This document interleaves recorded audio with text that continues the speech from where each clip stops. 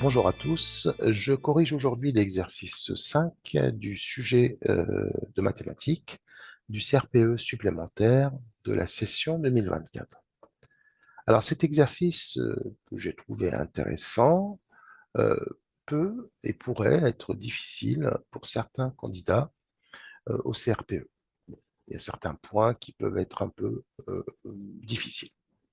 Alors c'est parti, donc on nous présente ici un pavage qui est présenté à une classe de CM2 par une enseignante.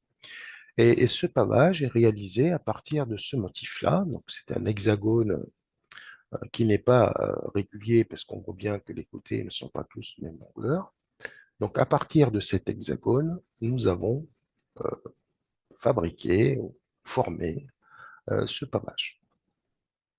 Alors, on nous dit également que cet hexagone est fabriqué et construit à partir du pentagone ABCDE. ABCDE, qui est un pentagone. Au passage, on remarque tous les côtés sont de même longueur, hein. Ça a été dit un peu plus loin, mais on pourrait le vérifier à la règle. Par contre, ce qu'on nous dit, c'est que on nous dit que les pentagones notés M, M1, M2 et M3, ceux qui forment l'hexagone, sont tous superposables. Sont superposables, c'est-à-dire que ils vont être égaux, hein, puisque leurs côtés seront égaux 2 à 2. À partir du moment où je pourrais superposer un motif sur un autre, ça veut dire qu'on a exactement le même motif qu'on va pouvoir euh, transformer ou déplacer à l'aide de transformations géométriques usuelles qu'on connaît, c'est-à-dire une symétrie centrale, une symétrie axiale, une homothétie, une rotation, translation, enfin, ça dépend comment euh, transformer ce motif élémentaire. Alors, pour la première question, on nous dit d'ailleurs, bah, c'est exactement ce que je viens de dire, par quelle transformation, donc par quelle transformation géométrique, hein, dans le plan, peut-on obtenir le motif M3 à partir du motif élémentaire M? Donc, on cherche une transformation géométrique qui nous permet de passer du motif M au motif M3. Très bien. On va passer sur la figure à côté, là. Donc, on cherche une transformation qui nous permet de passer de M à M3. On remarque au passage qu'on a un côté commun à ces deux motifs, qui est le côté AB. Autrement dit, la transformation qui va me permettre de passer de M à M3 laisse invariant le côté AB. Autrement dit, l'image de A, de ce point A par cette transformation qu'on est en train de chercher, hein, ça peut être A ou bien B. Et l'image de B, ça peut être B ou bien A. Eh bien, là, si on regarde les transformations qu'on connaît, qui peuvent transformer A en A ou B en B, bah, ça peut être une symétrie axiale d'axe AB, on va le vérifier, ou bien une symétrie centrale qui transforme A en B.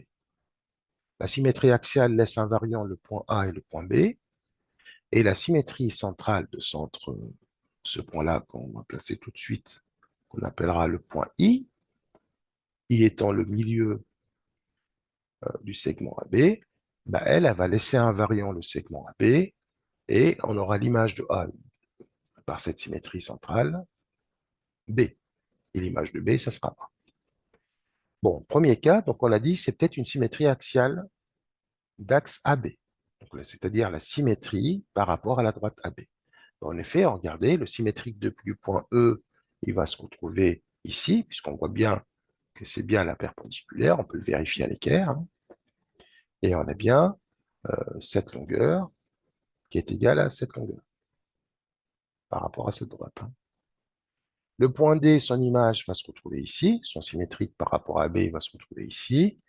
Le point B ne bougera pas et le point C va se retrouver là. Donc, première réponse, on peut dire, donc ici, il s'agit de la symétrie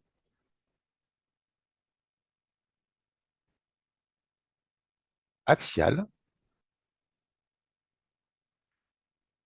par rapport à AB, par rapport à la droite AB. Deuxième possibilité, on va la vérifier, on a dit que ça pourrait être une symétrie centrale par rapport à I. Bien, on va regarder le symétrique de D par rapport à I. Eh bien, on voit bien que si je trace la demi-droite qui passe de D, on va se retrouver d'ici. Donc, ça marche. Le symétrique, donc je vais essayer les autres. Le symétrique de E, eh bien, il va se retrouver là. On a aussi l'égalité des distances là et là. Et on peut s'amuser à vérifier pour tous les points. Donc, ça marche aussi.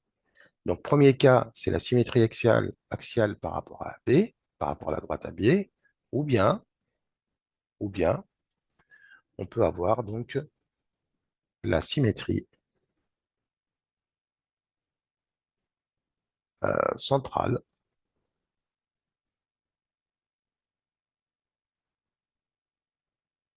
de centre I, qui est le milieu du segment AB. Donc, attention au symbole ici, donc AB entre crochets, hein, puisqu'il s'agit d'un segment. Voilà pour la première question. On va passer à la deuxième question. Alors maintenant, par quelle transformation peut-on obtenir le motif M1 à partir du motif M? Donc, je pars de M et j'arrive à M1. Donc, pareil, on va prendre ce motif-là et on va regarder, hein. Donc, si je passe de M à M1, pareil, je vais regarder qu'est-ce que j'ai comme côté invariant. Eh bien, je vais avoir ce côté, ce segment BC. Lui, il va rester invariant.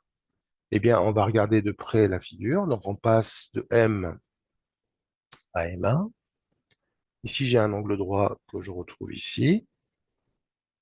Très bien. Donc, on a le même pentagone puisqu'ils sont superposables. Donc, on a ces deux angles droits qui sont là.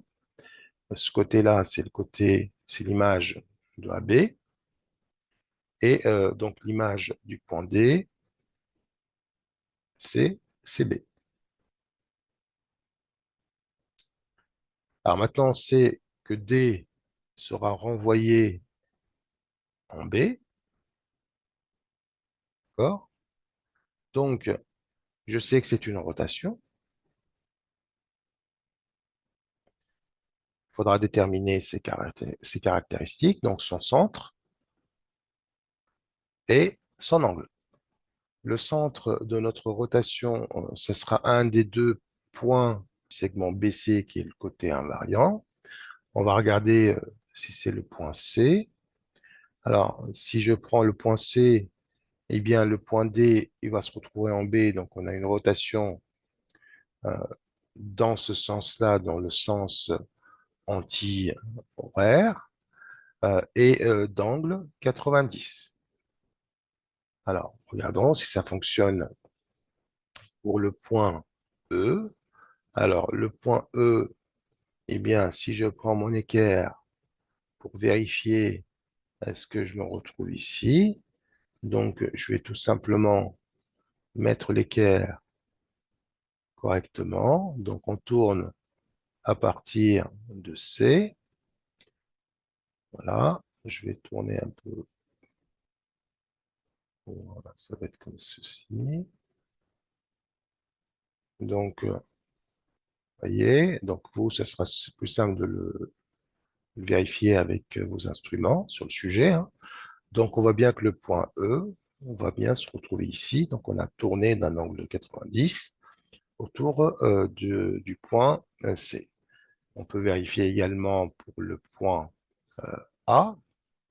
Le point A, son image, va se retrouver ici avec cette même rotation de centre C, hein, et d'angle 90. Donc, voilà pour les caractéristiques. Moi, je vais écrire ici. Donc, rotation de centre C. D'accord? et d'angle 90. Donc, d'angle 90, toujours, on a dit dans le sens anti-horaire. On appelle le sens direct, hein, dans le sens anti-horaire. Voilà pour cette question petit b, la question 1, petit b, que je vais écrire ici. Voilà. Alors maintenant, on va passer à la question 2. Les 5 côtés du pentagone ABCD ont la même longueur. Donc ça, on l'a déjà anticipé, on l'a dit dans la question 1. Et ABC et AED sont deux angles droits. Donc ici, on a un angle droit, également l'angle ABC. OK. Première question. Déterminer la mesure de l'angle. Déterminer la mesure de l'angle CAB. Bon, là, on va écrire un peu. Alors, comment je vais m'attaquer à cette question? Donc, je cherche la mesure de l'angle CAB. Donc, CAB, que voici. Alors, ce que je vais faire, je vais d'abord observer le triangle CBA. Alors, qu'est-ce qu'il a, le triangle CBA? Il est rectangle en B, OK, mais également isocèle. Donc, ABC est rectangle isocèle en B. Qu'est-ce que ça veut dire? Isocèle, ça veut dire qu'on aura deux côtés de même longueur, hein, donc BA et BC, ça on le sait, mais on aura également les deux angles adjacents, ici, égaux. Autrement dit, CAB sera égal à BCA. Mais je sais que la somme des angles dans un triangle est égale à 180. Autrement dit, la mesure de l'angle A, ou CAB, et la mesure de l'angle BCA, la somme de ces deux angles doit me donner 90. Et donc, chacun de ces deux angles-là sera égal à 45 degrés. Eh bien, on va rédiger tout ça propre, ce ne sera pas long. Alors, qu'est-ce que je viens de dire?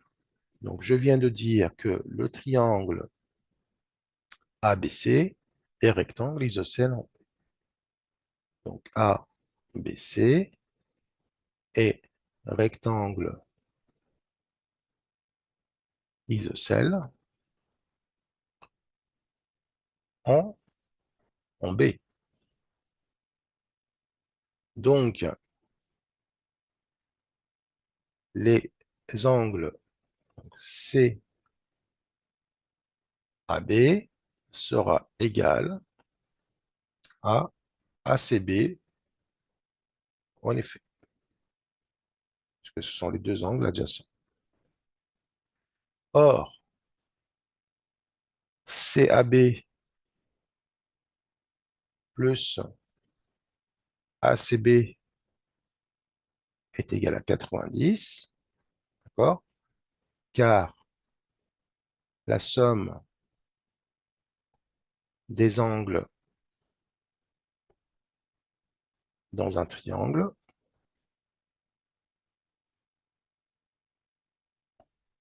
est égale à 180 degrés. Ça, c'est une propriété connue.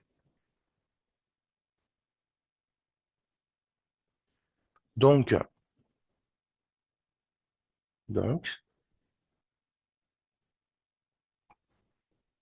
CAB,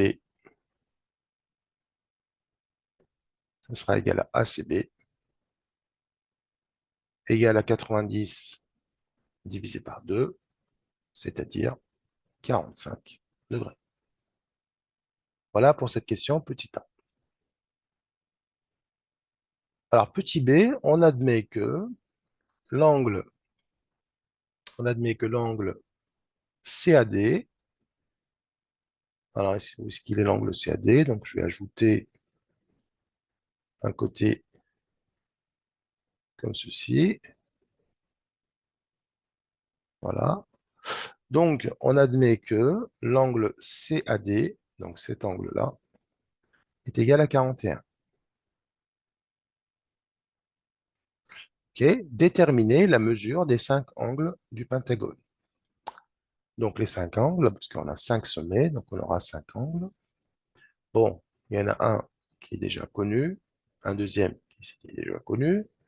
Donc, je vais les appeler avec leurs lettres quand il n'y a pas de confusion possible. Hein. Pour le E et le B, il n'y a pas de confusion. Donc l'angle E et B sont tous les deux droits. Donc, on va pouvoir écrire E égale. Donc, l'angle E et l'angle B sont droits. Tous les deux, là, il n'y a pas de problème. Ça, c'est d'après l'énoncé. Il faut bien expliquer que les choses viennent de l'énoncé, d'où l'intérêt de bien lire l'énoncé. OK, donc on a déjà déterminé E et B.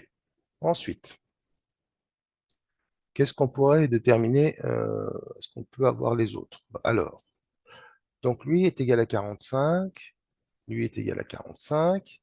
Alors, je peux faire le même raisonnement que la question petit a, hein, donc même raisonnement, puisque le triangle ADE est également isocèle et rectangle E. Donc ici, vous allez avoir l'angle EAD et l'angle EDA sont tous les deux égaux et égaux à 45 degrés, pareil que la question 1A. On va l'écrire. Donc, qu'est-ce que je viens de dire? Je viens de dire que EAD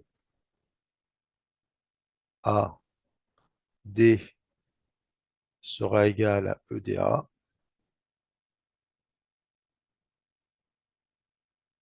45.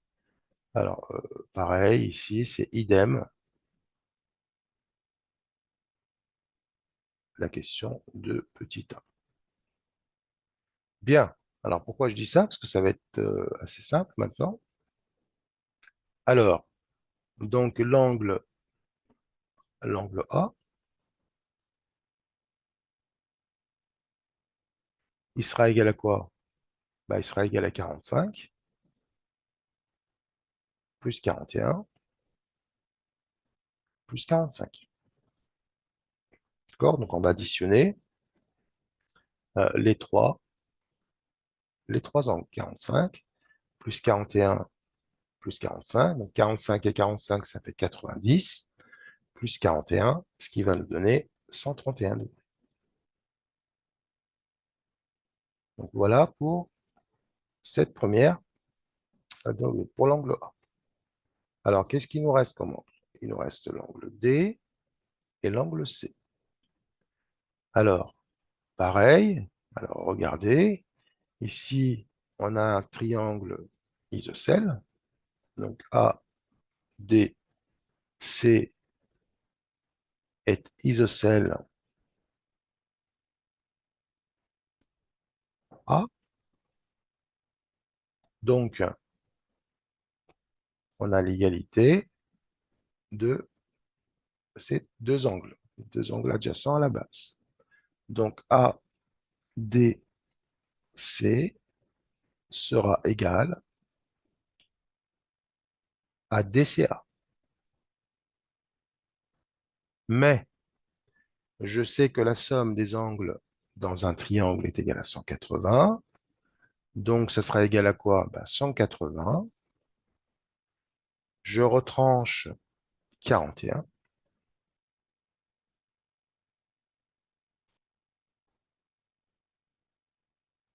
et je divise par 2.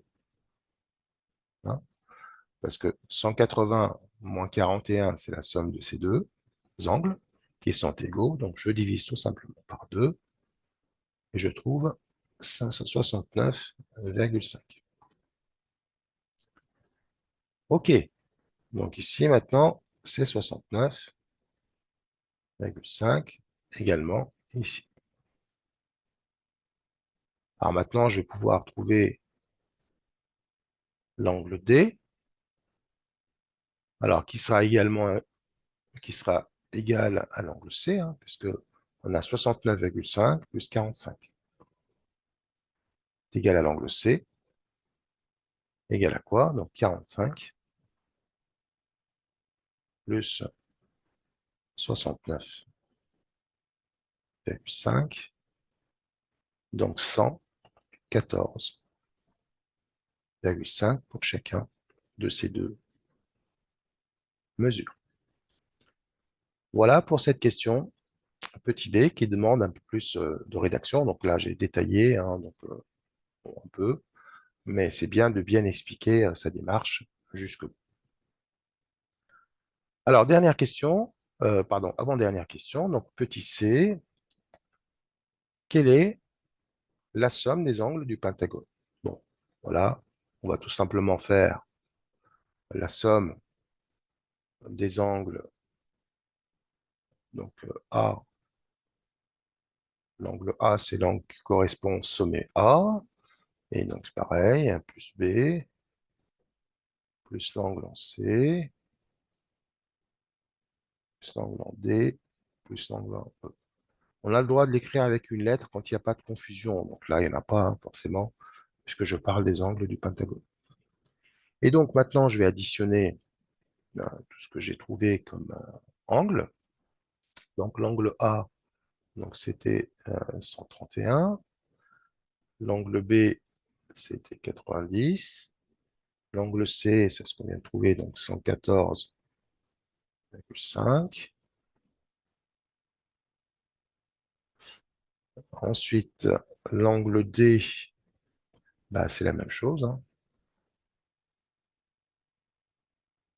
Et l'angle E,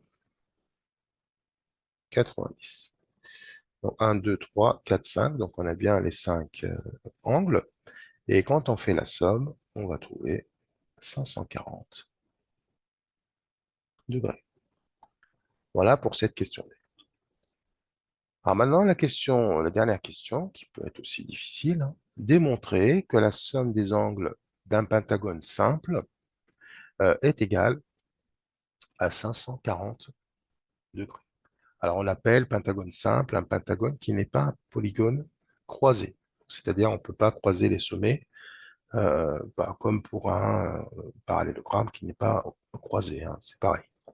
Alors pour ce faire, on va faire une petite démonstration. Alors je vais tracer un pentagone quelconque, hein. Donc voilà, par exemple 2, 3, 4 et 5. Voilà un pentagone. Et donc je vais l'appeler A, B, C, D, E. Voilà. Et la technique, on va découper ce pentagone en triangle. Alors, je vais découper comme ceci. Essayer d'être précis. Donc, B, voilà. Ça. Excusez-moi, au niveau de la précision, c'est pas facile, hein. Voilà, parce que bon, on va dire comme ceci.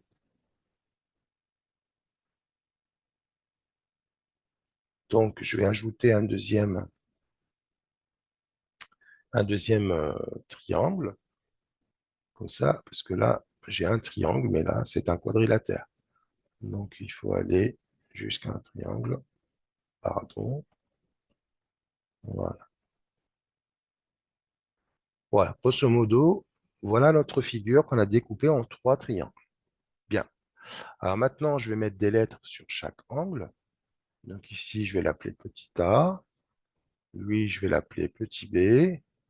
Lui, je vais l'appeler petit d, petit c. Peu importe, hein. Je continue. D, E, F, G, et lui, c'est H. Alors maintenant, je vais faire la somme des angles de, de mon pentagone. Donc la somme, donc ça sera E, on va commencer par A quand même. Alors je vais rédiger en bleu. Donc on fait la somme. Donc A plus l'angle B plus l'angle C plus l'angle D plus l'angle E. Bon, là jusqu'ici, il n'y a rien de difficile. Alors maintenant, l'angle A est égal à l'angle petit a. Sa mesure, c'est petit a. L'angle B, bah, c'est B plus G, et on a dit que c'était H ici. B plus G plus H. Donc A plus B plus G plus H. D'accord? Donc l'angle B, c'est B plus H plus G. Ensuite, l'angle C, c'est petit f. Sa mesure, c'est F. L'angle D, c'est E plus D. Et l'angle E,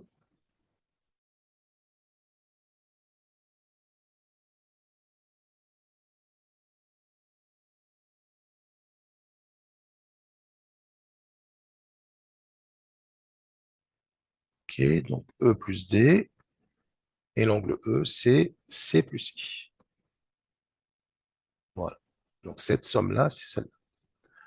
Alors maintenant, regardez, ça va être intéressant. Donc A plus B plus C. Donc A plus B plus C. Je sais que ça, c'est égal à 180. Pourquoi? Puisque ce sont trois angles dans un triangle, dans le triangle EAB. Terminé. Je vais le remplacer par 180. Alors maintenant, qu'est-ce qui va me rester? Je prends le deuxième triangle. J'ai I plus H plus D. Donc I plus H plus D. Et ça va me donner également 180. Puisque je suis dans le triangle EBD. Donc ça, c'est le triangle EBD. Et l'autre, c'était le triangle EAB.